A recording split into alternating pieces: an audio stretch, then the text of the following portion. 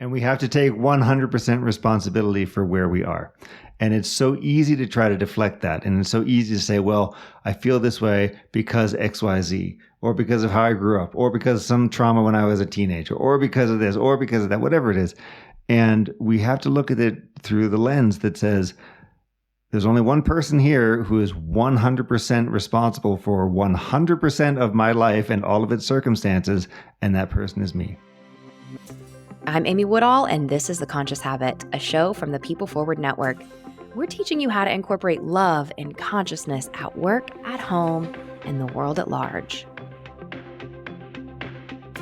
That voice you just heard is that of Alex Raymond. And I came across Alex a couple of months ago on LinkedIn and was immediately intrigued with the work that he is doing in the world. And so the People Forward Network was so gracious to reach out to him, and he was even more gracious to say yes to set up a meet and greet call. And on that call, I got to learn more about his journey as a serial entrepreneur. He is the co-founder of CAPTA and the founder of the Conscious Entrepreneur Summit. There's also a Conscious Entrepreneur podcast, which I highly encourage you to go check out.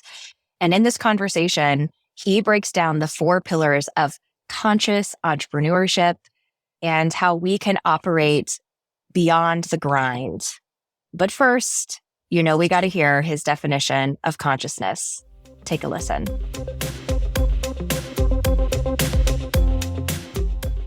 I encourage you to really lean in if you are an entrepreneur or a business owner, because our guest today is Alex Raymond, and Alex is the founder of the Conscious Entrepreneur Summit. I am super bummed that I did not get to go to this in June, but I know you've got more stuff coming up. I can't wait to learn from you, Alex, and where it came from, how it started, and your 4 pillars today. So Alex Raymond, thanks for joining us on the Conscious Habit podcast. You bet, Amy. Thanks for having me. It's a pleasure to be here. I'm excited to geek out about consciousness with you because it's all in the name. So often, our partners at PFN will bring guests to us and say, hey, these people are great. We think they'd be great on the podcast. But this time I came across you on LinkedIn and I went to PFN and said, hey, go nab this guy. We need him for the podcast. I want to talk to him. So they did, and here we are. So Alex, the number one question we ask to every guest when they join us on the show is, it's not an easy one, but I'm always fascinated by the answers. And that is, what does consciousness mean to you? Great. Well, thanks for the question. And I certainly appreciate the prompt. Obviously, this is something I think about a lot because it's in the name of the summit, of the conference that we run, Conscious Entrepreneur. And, when I think about consciousness, the parallel that I like to draw, or the definition that I like to use, is awareness. Awareness meaning, do I know who I am? That's a big part of it. So awareness of who am I? And then the second awareness that comes behind that, and this is more in our line of work, but then the second awareness that becomes who am I is then who am I becoming? And those are themes that I use a lot to centralize around for the Conscious Entrepreneur Summit and the Conscious Entrepreneur Podcast. And I would guess that awareness resonates with you and with the rest of your audience. Yeah, for me in particular, it's a part of the conscious habit framework that I teach. And awareness is step 1, and not so eloquently, but I often say you can't change what you don't know, right? So, and to me, consciousness is the space of possibility of what is and what could be. So I love that it is this space of awareness for you. And what's been your own conscious journey to, awakening or awareness? You've put those words together, conscious and entrepreneur, for a reason. So my gut says it's been a part of your own path. Yeah, no, very, very much so. So personally, I'll just share that when I manage to do my consciousness practice, so when I catch myself, I put it that way, when I catch myself, the awareness is what's going on for me right now. How am I feeling? What am I experiencing? What is my current existence like? What's it like for me? And so that's how it unfolds for me on a day-to-day basis. When it comes to the name Conscious Entrepreneur and to the journey, I'll just share that the Conscious Entrepreneur Summit came to be about 3 years ago, so in the summer of 2021. And what happened at that point was, I've been an entrepreneur for a long time. I've started various companies, and I have kind of always felt like, boy, this is really hard, and there's got to be ways that I can make this easier on myself. So like many entrepreneurs, I fell into the traps of burnout or imposter syndrome, feeling like I didn't belong, feeling like everything had to be a struggle all the time, wondering why I felt like I was getting punched in the face 10 times a day. And those were all things that were happening to me as I was building companies.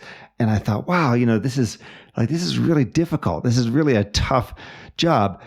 But I must be the only person who feels that, because everyone else seems to have everything all together, right? Everyone else is all they're all bundled up, and everyone looks great, and everyone claims to be crushing it. So I must be the only one who's out of place here. But then, Amy, what happened is I started to do a lot of mentoring with other entrepreneurs and other startups here in Boulder, Colorado, where I live. And as I was doing that, I started to realize, as a mentor, people would come to me and they thought they wanted to talk about all sorts of business stuff. They wanted to talk about their pricing strategy, or how they do sales and marketing, or how to hire people, or, whatever it was. But at the end of the day, what they really wanted to talk about was, when am I going to start feeling okay in here? And when I realized, like, oh, wow, hey, I'm not the only person who feels like that. I'm not the only person who feels stress and fear and anxiety. At the same time, I also feel excitement and optimism and love to be creative, for example. So that's like this big tension in the entrepreneur world. You're either feeling total dread and terror, or euphoria is the spectrum that we live between. And we bounce around there a lot. And so recognizing that I'm not the only person who is dealing with this complex set of emotions as an entrepreneur. I'll tell you a little story. I was out walking my dog. She's a miniature schnauzer, a white miniature schnauzer named Dash. And I was out walking Dash one afternoon, and I sort of had this Venn diagram appear in my mind. And the Venn diagram was, well, there's three things I really like to do all at the same time. I really like being an entrepreneur. I love being creative and founding things and being in that exciting stage of a business and trying to create a meaningful business. So I really like being an entrepreneur. I also really like personal growth. So I'm sure we'll get to this at some point, but I've done a lot of personal growth stuff, be it meditations and programs and learning from incredible people and all this sort of stuff. So I've done a lot of that. I really love personal growth. I really love being an entrepreneur. And then I really like creating and putting together community, and specifically events. Even though I am actually more introverted than extroverted, for some reason, I really like putting on these events. And so this Venn diagram appeared in front of me, and was like, wait a minute, what if I took being an entrepreneur with personal growth and conferences and events? And, literally by the time I got home 6 minutes later from out walking, how there's things that you just can't not do? This is what was happening for me. So I said, okay, I am realizing that this thing is going to be created in the world. Apparently that part of that creation is going to be me and my energy, and bang, okay, so be it.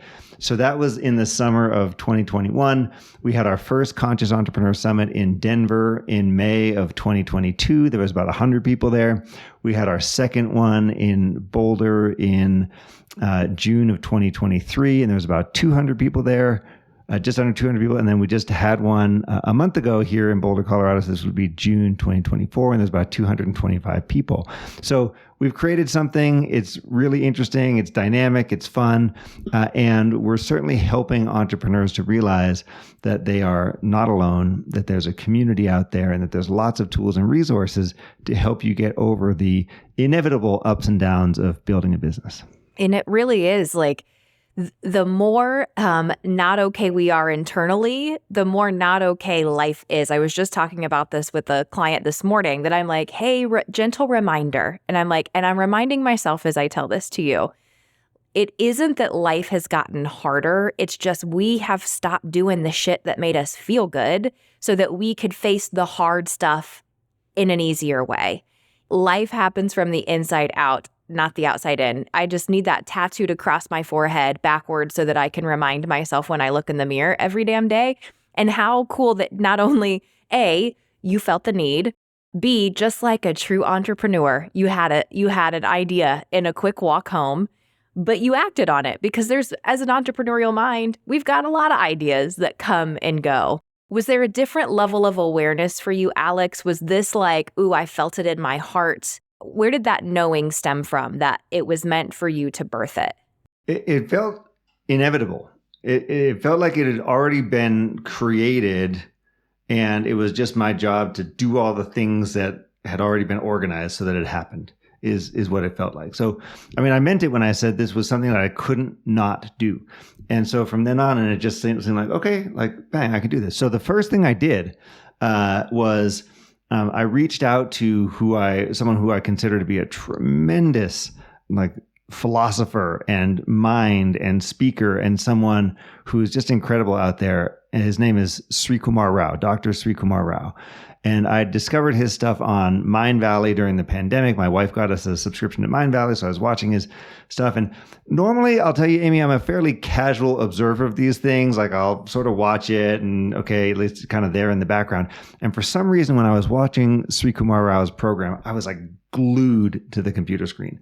And I never do this, but I was taking pages and pages of notes on his stuff. And his work is all about reframing the mental models that we have, questioning some of the assumptions behind us, and kind of really changing how we are in the world as a result. Anyhow, I was really attracted to his work. So I was sitting there and I was like, well, if this thing's going to be a success, then Sri Kumar Rao is going to be a keynote speaker at our very first event. So I've managed to find his Gmail address somewhere, and I sat down and I was like, all right, like, wrote him this whole email, here's what I want to do, and so on. And I was like, all right, is this going to work? Click send.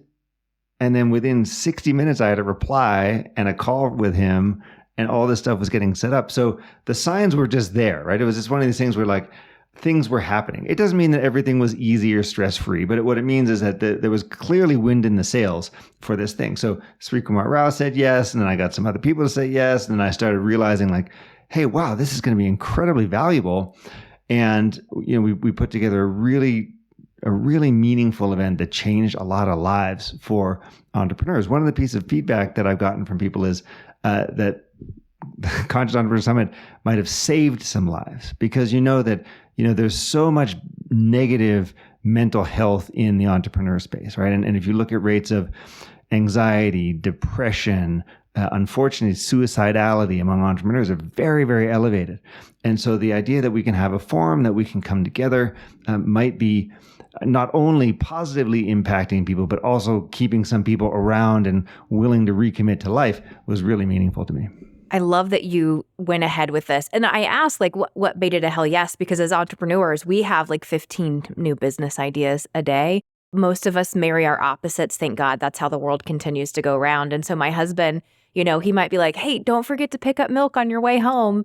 And I show up and there's no milk, but I have come up with 15 new business ideas. I've forgotten 14 of them, so there's like constant ideation that's happening. I love that you were called to do it. You executed. And then the signs were there of like, great, this is meant to be. There was no forcing.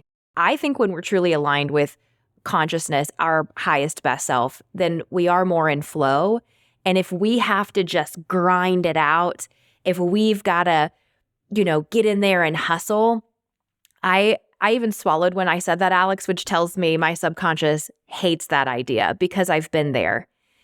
And there's something I think with the conscious entrepreneur that's very like anti-hustle. It doesn't mean anti-work, but to me, it's more, let's not wear hustle and grind as a badge of honor. How do we more get into alignment and find flow? So I would love to know your philosophy on the whole hustle and grind culture as it is, kind of married with being a conscious entrepreneur. I think hustle culture is incredibly toxic. We glorify all sorts of work. We make up stories about why people are successful or not. We look for the simple explanation behind things. And as a culture, as a society, we spend so much time glorifying the people who just worked their asses off and sacrificed all sorts of areas for their life to get to some degree of success. And what happens is, we see the names of the big famous people in famous magazines, right? And it says, what's your secret to success? Oh, I worked 80 hours a week and I did this and I did that and I worked on weekends and, I got divorced 3 times and, all this. And you realize like, wow, this is pretty tough. It's tough on families, tough on your health. it's tough on all those things. And here's what we take away from it as society. We take away, well, hey, this person was in Fortune magazine or Forbes or, whatever it is, and they're successful. So we're talking about the way that they got success was by doing all this hard work. What you never see in Fortune or Forbes are the people who failed and worked just as hard as everybody else, and who are just as unhappy, just as unhealthy, just as divorced or in a relationship crisis or what have you, or their kids hate them and their business didn't succeed. But what happens is we always say, oh, well, this is the obvious path to success. I have to go do this. I have to hustle. I have to be, just like, whichever famous person I'm interested in. Creates this incredible toxicity. And it also, part of the reason that these articles and this glorification of hustle culture is so toxic is because it tries to create a very simple explanation. Oh, this company was a success because the single founder really worked his tail off. Really? Is that all of it? Why aren't we talking about luck, macroeconomics, market dynamics, all the other things that might contribute to this person having had success? And of course, they're talented people, but their teams, the inspiration, all the entirety of other things in the cosmos that might have contributed to making this company a success. So when we look for this simple explanation, we tend to just find, hey, the variable here is everyone's got to work really hard. We adopted that as a society, and it's not helpful for us. It's leaning toward burnout, and it leads toward dissatisfaction in the workplace for people, disconnection, broken relationships, broken health, broken mental health. Those are the consequences of hustle culture. So I really try to navigate away from that and instead tap into, for example, the phrase zone of genius, right? So popularized by Dr. Gay Hendricks. So what is my zone of genius? What are the things that I can do that don't feel like work to me, but are actually productive and that are gifts to the universe? How do I spend more time doing that? That's not hustle. That's not about working 100-hour work weeks. That's about saying, what are the things that I'm uniquely positioned and gifted to do in this world? How can I make sure I'm spending more time doing that and less time doing all the other things that burn me out or where my talents aren't properly applied? So that's kind of a framework that I use when I think about hustle culture and all the negative things that it's really done for our businesses and our society. I think for many of us, we learned the hard way, right? Because we thought, oh, if I just hustle and grind my ass off, then that means all of these good things are going to happen. And in turn, regardless of what outcomes happen along the way, we are just internally in turmoil. And it's because we've placed our happiness on external results. And to hustle and grind our way to there, even if you hit the result, it's a temporary satisfaction before you still have the realization that you are stuck with you. And so you can't hustle and grind your way to consciousness. That is for sure. And I had to get over that own hurdle for myself. And then, I'm sure for both of us, we talked to a ton of people who are there. I work with a lot of high achievers and people pleasers and perfectionists. And there's always sort of even with consciousness or meditation or whatever practices we're working on, there's well, what's my goal? How do I know when I'm good? How do I know when I'm successful? And it's trying to unlearn some of that behavior or, drive it into ways that just are more productive really for us in a healthy way rather than what are my productive external results. What are your kind of non-negotiable conscious habits that you've developed for yourself, Alex? What helps keep you in that zone of genius and moving beyond the hustle and grind? Committing to spending as much time in my zone of genius as possible is one of the non-negotiables. And so, the idea of saying it's one thing to go back to the term we were using before, it's one thing to be aware of my zone of genius. It's another thing to say I'm committed to spending as much time as possible in my zone of genius. Why? Because that's good for me, but also it's good for the world. It's good for my wife. It's good for my company. It's good for everyone around me, for me to be doing the things I'm maximally best at, maximally engaged in. And so that's a tremendous commitment. Easy to say, hard to do. It's sometimes we get sucked into some of these things that feel like useful ways to spend our time that wind up not being great uses of time. Or we get stuck in the zone of excellence or those kinds of things. And so you got to avoid that trap. But for me, just simply that commitment is there. And when I think to other commitments, This comes back to something that I think we were going to talk about, which we call the 4 pillars of conscious entrepreneurship. And the very first pillar is the commitment I'm making to myself. So we call it the conscious you. The conscious you is the very first one of these pillars. But the reason that commit comes up is the commitment there is I realize where I am and I'm committed to doing better in my life, or I'm committed to a different outcome, or I'm committing to a different way of being in my life. That's the fundamental part of getting started with this whole process. So if I am an entrepreneur and I say, hey, I want to do better at how I am, I want to be better at how I'm showing up, I want to have more peace and abundance and freedom and love in my life, then commitment is the first step, because I have to say, whatever I've been doing so far, I want to change that because I want to have something else happening for me in a positive way. And so that links back to these concepts. We've got these 4 pillars. The conscious you is the kind of the first one. And then we say the conscious team, then conscious company, and then conscious world. And let me just explain these all very briefly. So conscious you is I'm going to show up with abundance instead of scarcity. And I'm going to have different mindsets and different energies around me. I'm going to take responsibility for who I am and how I'm behaving. As part of that, that's going to change my experience of the world. That's going to change how I'm going through the world. So the important element is the commitment there.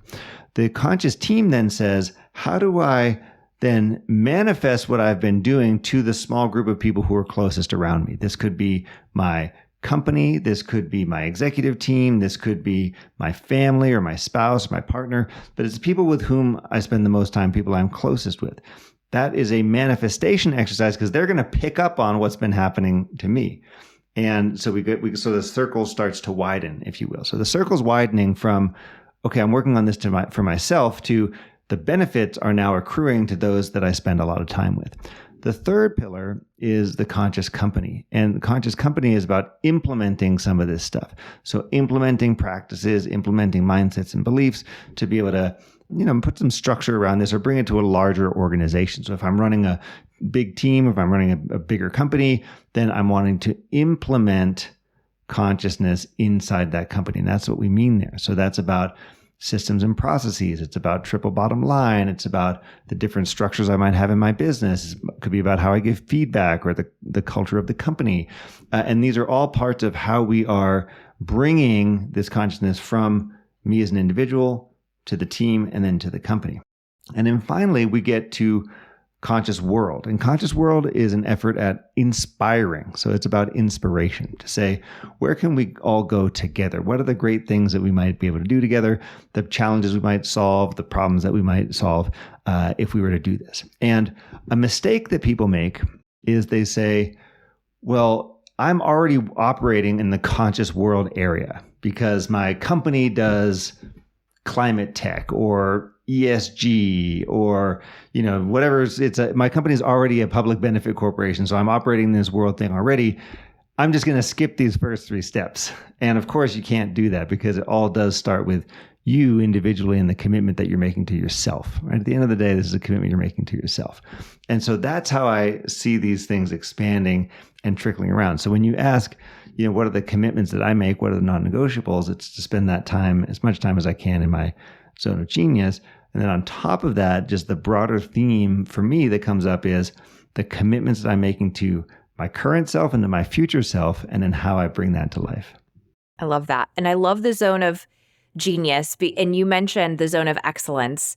A few years ago, I had a friend share an exercise that's very, very much like this, where you draw an axis and you write love, hate, good, bad. And you kind of, each one gets a category. And whatever is your love good is your zone of genius. But the point of that zone of excellence is many people end up spending their time in things that you're good at, but it brings you no joy. It is just, because I can. And then your energy starts to get sucked from us. And I think that burnout is a byproduct of abandoning ourselves, abandoning a truer knowing of what we are meant to be doing and inner calling of where our energy wants to be spent. And so I think that's so helpful, a reminder from you to be not just do you know it, but do you actively spend time there? Is your goal 100% of your time spent there, Alex? Or are you if I can hit 80%, that's pretty damn good. What is your What's your commitment to that? It depends on the day. Some days if I can hit 1%, I'm in good shape. But if I can spend half my time at least, then I'm really doing well. Because, as a CEO, I have a lot of other things that I need to do. I've got other responsibilities that I need to take care of. So I have a lot of other things on my plate beyond just operating in my zone of genius. This is, part of the journey that I've been on, is to get clearer and clearer about my zone of genius so I can spend less time everywhere else. It doesn't absolve me of other responsibilities, however. So I do find myself doing that as well. Unfortunately, we still have to. Unfortunately, yes, it's true. When I hear you talk about burnout, it's interesting, and I've done a lot of work on this, and I've spoken with a lot of people. So no doubt that burnout is this combination of just exhaustion and then what they call cynicism or depersonalization, and then just lack of effectiveness, meaning like I'm just not able to get stuff done. And one of the thoughts was always that this is just about working too hard. You get burned out when you work too hard. But when you're in your zone of genius, that's not true, because you can be working the same amount of hours and not be getting burned out. You can feel inspired instead. And Jim Dethmer from the Conscious Leadership Group, the author of 15 Commitments, or one of the authors of the 15 Commitments of Conscious Leadership, he's got a take on this that says, burnout isn't so much a physical thing as it is a psychological, philosophical, and spiritual problem, right? And mainly the cause of burnout there are disconnect. Right? Disconnect from sources of energy in your life. And so I think it's important to stay very attuned to that, because burnout can, of course, you may get physically exhausted or mentally exhausted. You can have those things happen to you. But when you get, this kind of total depersonalization or cynicism starts to get involved, it's usually because you're in a deeper problem than just being physically tired from your work. And I love that the first pillar is working on you, because I think a lot of times I was guilty of this for so long in my life. And then I recognized it in other people, because thank God the world is our mirror. And I was like, oh, hell, I think I'm like that. And I realized that I made other people responsible for my happiness. And I made a lot of outcomes responsible for my happiness. And you can try to manipulate and change things outside of yourself, but at the end of the day, you're still going to be the one that's interacting with it, right? And so the fact that we've got to start with us and our own consciousness, like if we are starting to feel burned out, we could say, well, it's because I don't like my boss, and it's because of, we could start to name all of these things outside of ourselves. But in truth, they're a symptom that we have gotten disconnected from an inner truth and inner source. And we have to take 100% responsibility for where we are. And it's so easy to try to deflect that. And it's so easy to say, well, I feel this way because XYZ, or because of how I grew up, or because of some trauma when I was a teenager, or because of this, or because of that, whatever it is. And we have to look at it through the lens that says, there's only one person here who is 100% responsible for 100% of my life and all of its circumstances, and that person is me. And living in that consciousness is easy to say and very hard to do, right? I've far from mastered that. And even it's one thing to say it, it's a whole nother one to live it. But that's a critical part of this, is to take responsibility for everything that's going on in your life. Ladies, imagine taking time away to work on you. Meditation, yoga, transformational work, a chance to have grand adventures and build lasting relationships. Desiree Garcia and I founded High Vibe Tribe Retreats to create just that. And if you're curious about joining us on our next retreat, head over to highvibetriberetreat.com, link in the show notes. So the starting is you, and my gut says that your philosophy isn't like, okay, check, done, move on, now I can move to team. Is this a constant reminder? Is this a daily pillar? How do people reflect on pillar number one? Well, the way that I put it is, I say the inner game is an infinite game. And we are never done. We're never completed with this. And each level, if you will, gets harder, but also more interesting and more fun, just like in a video game. So An infinite game is a game that you play just for the fun of it. And that's how I approach the inner work, because to me, there's nothing more enjoyable than working on myself than having these explorations of who am I and who am I becoming. And so you're absolutely right. This is not just a check. Okay, done, move on to the next one. It's more like an evolution, or it's like ripples in a pond, right? Meaning that they're all happening at the same time.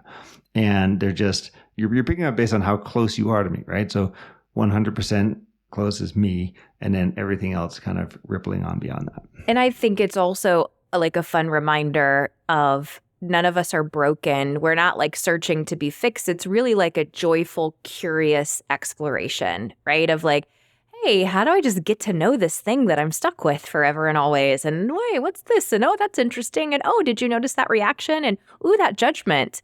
Oh, that's fascinating. And, I think it's sort of a joyful exploration.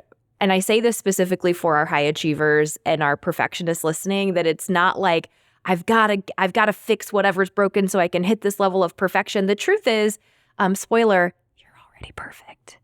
You just forgot. We're on an exploration to remembering. That's kind of it. And so it's like, can we find the joy in simply experiencing ourselves?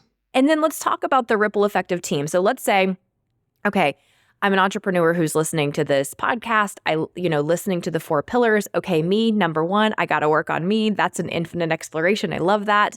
If I'm looking at that ripple effect of team and the effects of consciousness there, could you share like one measurement, one level of curiosity? What is one thing I might take a look at that could give me some good feedback on how I might be more conscious in that area as well? Well, if I get from individual as a team to then as a team, I might be looking at, for example, to follow on that previous conversation, how much of my team's time is spent in their individual zones of genius, for example, right? Like, when we set up the company, when we set up how we're working together, are we all able to do that?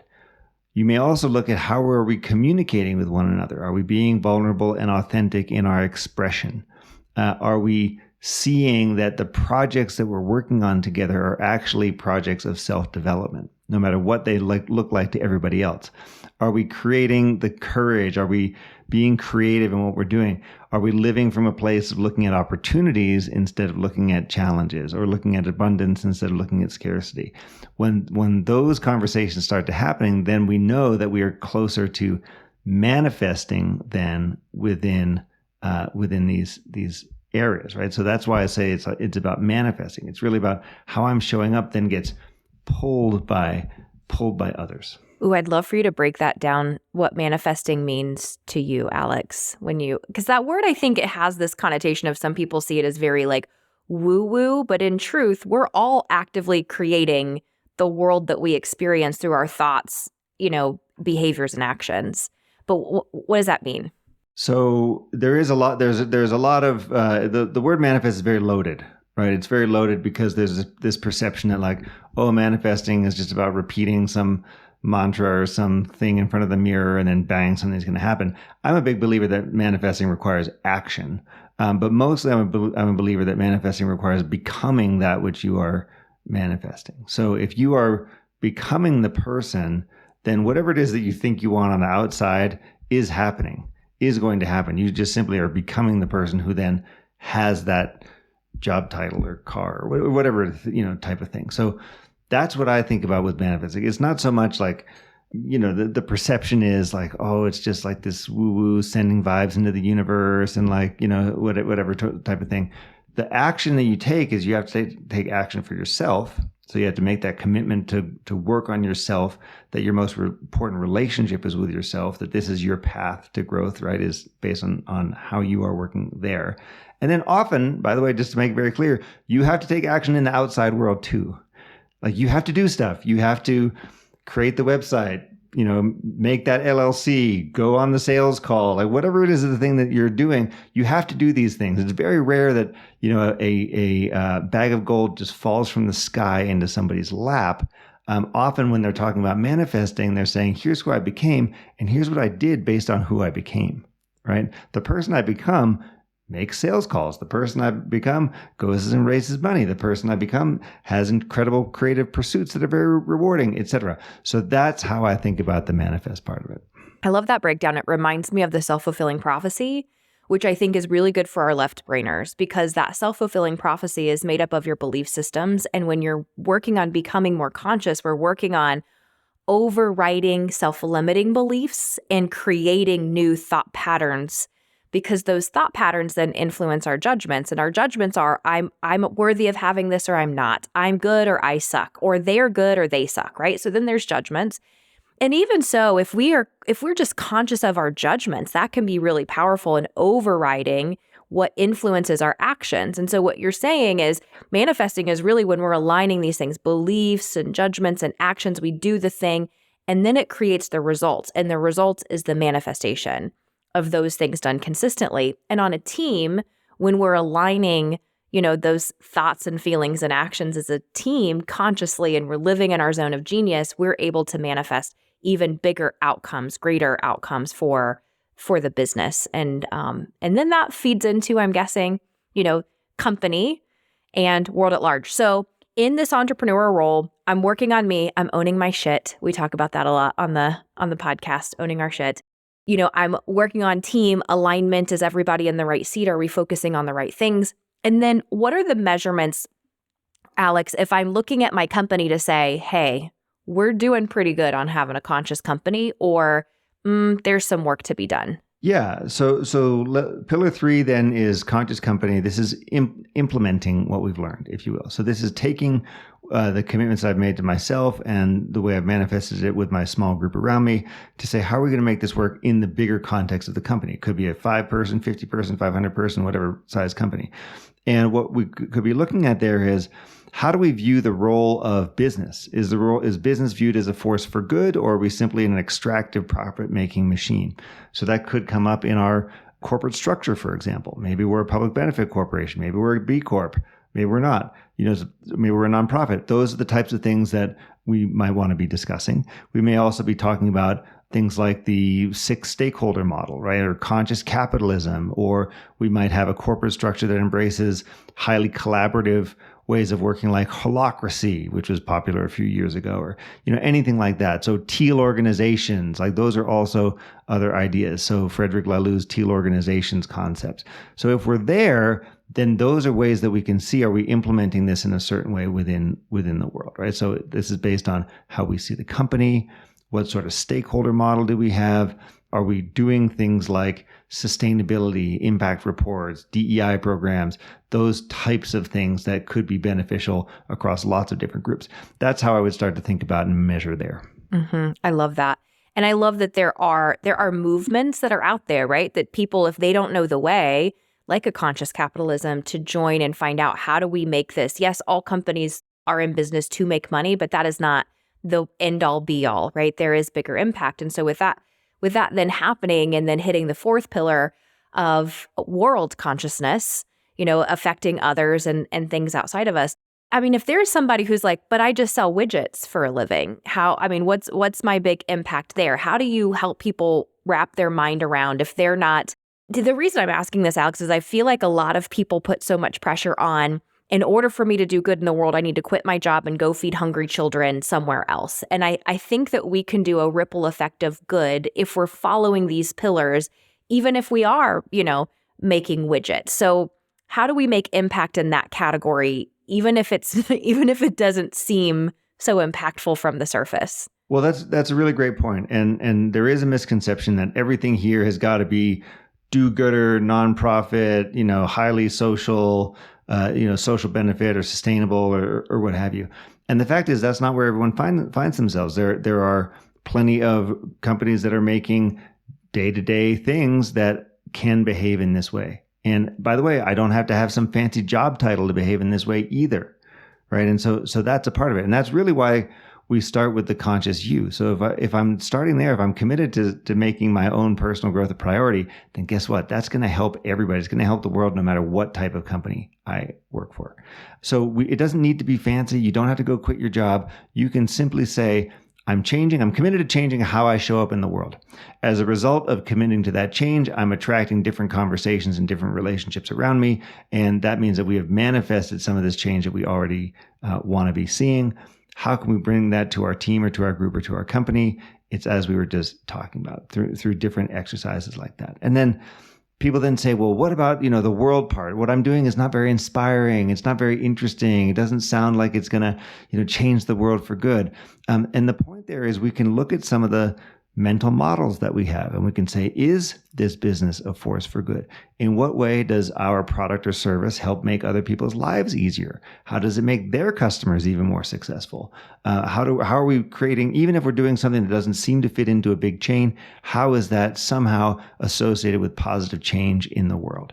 And those are really important things for us all to consider. We can't always be just thinking, this will only work if I'm, in a nonprofit that's distributing food or clean water or, whatever it is, because there's lots of other stuff that's going on. And if we all are able to tap into this consciousness to change how we think and who we are in the world, then the positive impacts are going to be out there. We are going to see inevitable progress. We are going to see expanding awareness and consciousness. We are going to see the evolution of business models. So all that is there. We don't have to think that there's one specific way to get there. I love that. I love that we can do it no matter where our feet are planted right now, whether it is, okay, well, all I can really control right now with my job title, if we're not running the show, is me. And the ripple effect that we can just have by people sharing the energetic space with us. I think we underestimate the power that we're able to have just by the energy that we hold, that just by showing up in your department every day, you could have a ripple effect of change simply by shifting your own consciousness and your own energy. For sure. So I'll take that back and I'll share, when I look out at the room of people who are at the Conscious Entrepreneur Summit, this is not nonprofits. This is not people who are all doing social benefit organizations. There are people in the room who are in construction and in marketing and in software and in healthcare and in, stuff for kids' swim classes and all this sort of very, very diverse set. And what's bringing them all together is a desire to change the outcomes of their lives because of how they are changing themselves. And that's really where all this stuff has to start. So we need to drop the idea that there's one way to do this, that there's a poster child for how to do this. And if anything, kind of going back to what you were saying before, that's often an excuse for people not to start, right? Because they say, I got to get this right. I have to be perfect. I have to, look the part, et cetera, versus, hey, why not just make the commitment to yourself and take the first step? So much goodness shared. Man, I'm putting it into the ethos that I will be there next year with you, sharing space is it in Boulder again next year, next June? Mm-hmm.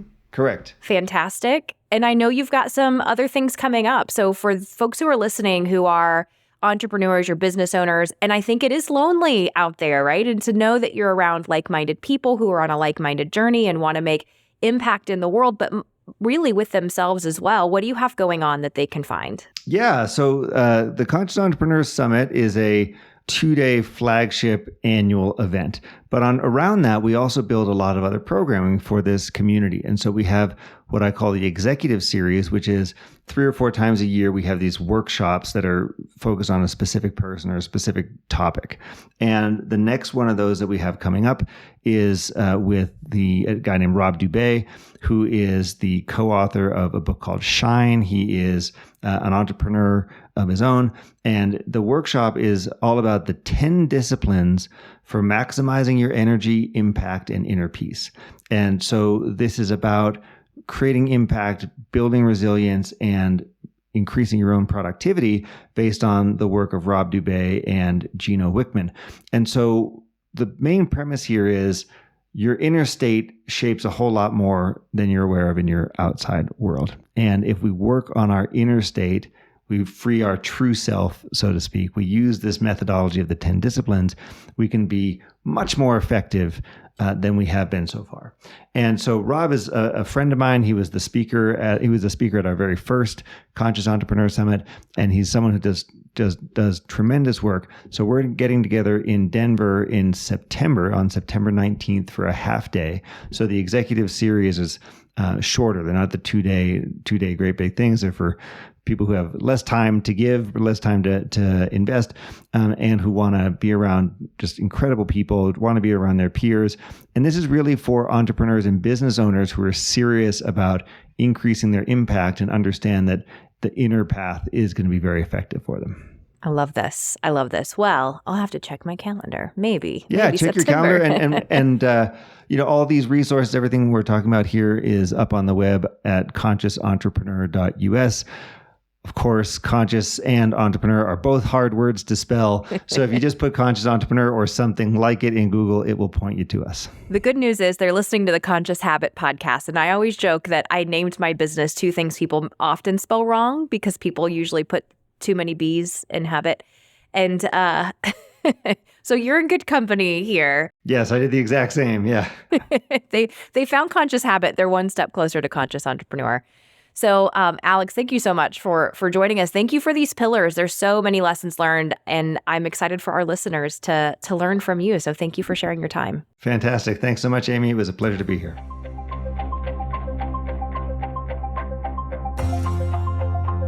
Before we wrap up this episode, here are my takeaway from Alex and how we can incorporate them into our lives. Number one, it's not just you. I love how he shared his advice that he thought everybody else had it together and he was the only one who must be thinking or feeling these ways. And if you're like that too, it's very easy for us to get in our own head and assume that the world outside of us is getting it all perfectly. Just know they have the same thoughts and feelings as you do. So you're not alone. It's not just you. Number two, I would be remiss if I didn't talk about the pillars. I think these 4 pillars are ones for each of us to reflect on, whether or not we're specifically an entrepreneur, but just in how we are leading ourselves. Pillar 1, you, me. How am I doing in myself being conscious? Pillar 2, the leadership aspect of it. Am I being a conscious leader or thought leader? Regardless of if I hold the title, when I walk into a room, am I aware of my effect on the people around me? Pillar number 3, I think of it as the us column. How are we doing as an organization and our own consciousness? And then 4, our influence on the world. I think those 4 pillars are super helpful for us to break down, be curious about, and identify where we might be able to get just a little bit better. And lastly, number 3, are you living in your zone of genius? Or are you in the hustle and grind? I really appreciated how Alex mentioned that we tend to simplify success and that we think that the only common denominator is, well, they must just work really hard.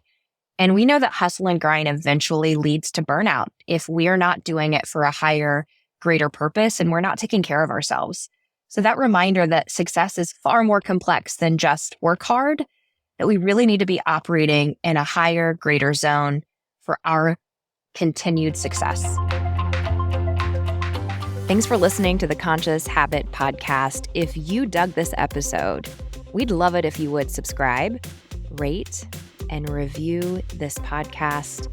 And if you're into this consciousness thing, if you like this conversation and you want to meet more like-minded people, head on over to Facebook and join the Conscious Habit community. Until next time, do the world a favor and go love yourself.